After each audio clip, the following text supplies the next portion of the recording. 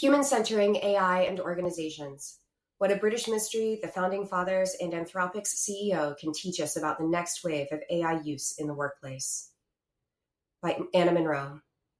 A Season 3 episode of Beyond Paradise, a light and pleasant British crime series, kicks off with the main character asking his subordinate, "Why didn't the call come through us?" when told about a car with a body being found in a river.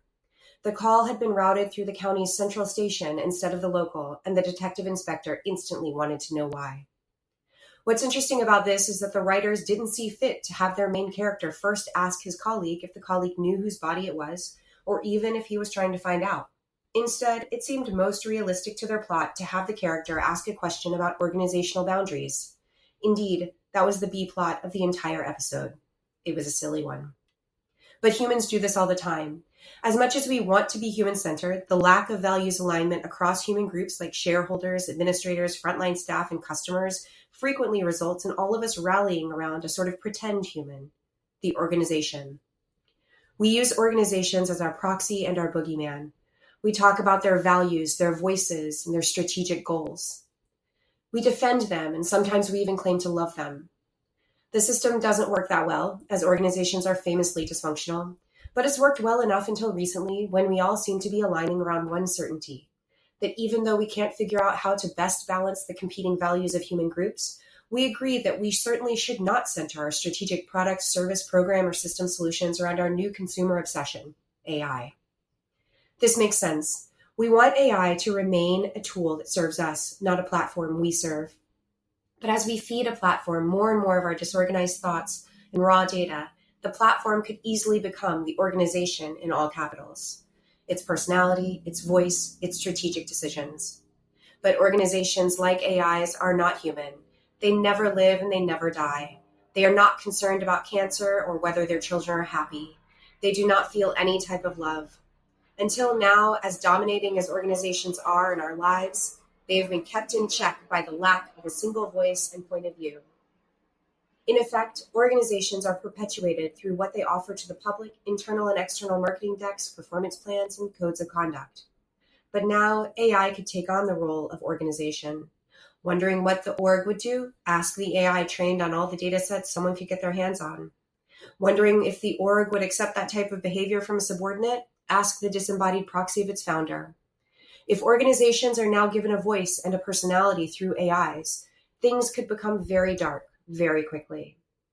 But this will not necessarily happen, at least not in functional organizations. Consider the recent statements of Anthropic CEO Dario Amandi to The Economist magazine. Dario observes that interpretability is actually something businesses are interested in. The ability to see inside the model is very appealing because it helps to reduce the amount of unpredictability. The word actually here is telling.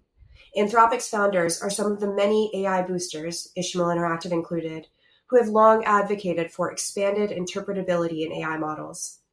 Not because anyone is particularly on a mission to save humanity, but because the answer to responsibly integrating AI into workplaces is not to make it less human and more machine-like, as that would defeat the purpose of AI, but instead to make it more human, that is, more accepting of its own fallibility and more questioning of its reasoning. This type of ability to both have confidence and doubt in oneself is one of the cornerstones of humanity and a focus of Enlightenment thinkers like James Madison, Thomas Jefferson, and Alexander Hamilton. To change one's mind when presented with evidence to the contrary of what one previously thought is one of the delights of existence. While we cannot teach AI delight, we can teach it parameters of doubt and change, and we should. But without both the training and the guts to push back on AIs, human actors risk ceding authority and power to non-human actors that do not and cannot participate in the human experience, but who can dominate our existence if we let them. But by training and empowering a workforce that questions AI responses, and by creating organizational checks on AI dependency at strategic and individual levels, we can avoid this massive pitfall of a wonderful modern technology. It all starts with questioning AIs on a daily basis, and with requiring that AI companies permit interpretability in their models.